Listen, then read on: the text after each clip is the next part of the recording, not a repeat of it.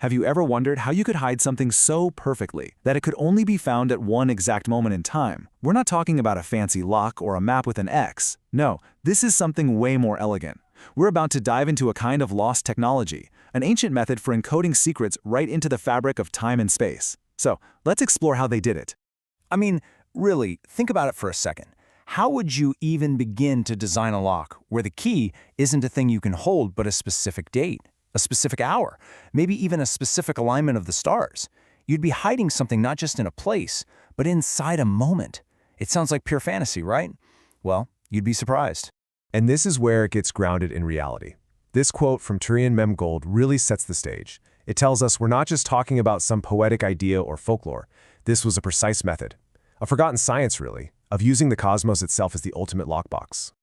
So, what do we call this incredible ancient practice?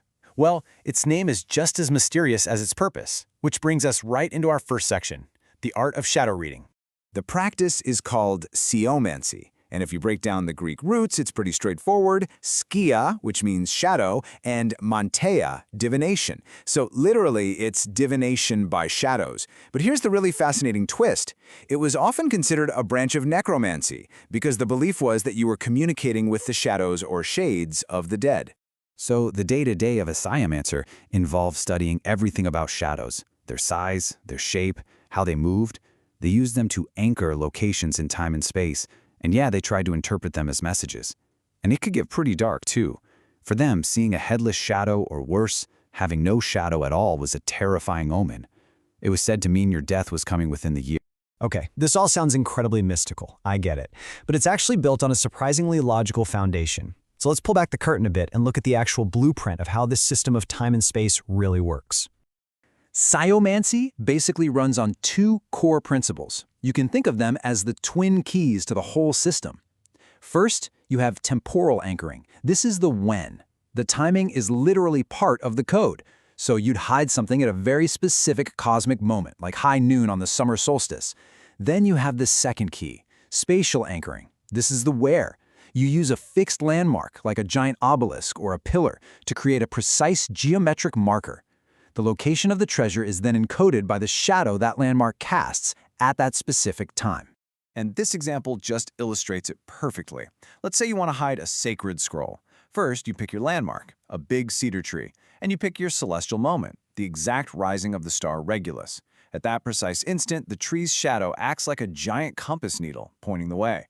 You then measure out a specific distance, say 27 paces, along that shadow line, and that's where you bury the scroll. The only way to ever find it again is to know all three parts of the code: the landmark, the star, and the distance. Now, this might all seem like some niche, ancient practice that's been lost to the history books. But what if I told you its core principles are actually still in use today and in some very unexpected places? Let's take a look at these surprising modern parallels. First, it's important to realize this wasn't just some isolated thing. You had the Chaldeans using shadow geometry for their rituals. In China, feng shui masters were using really similar principles, dragon lines and energy flow, to bury imperial seals. And even in the West, you see esoteric groups like the Templars and Rosicrucianians using complex astrological and geometric keys to hide their caches. It was a global idea. Okay, so it was a worldwide phenomenon. But here is where it gets truly fascinating.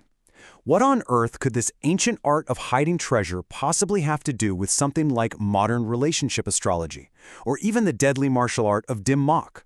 Believe me, the connection is way deeper than you might think.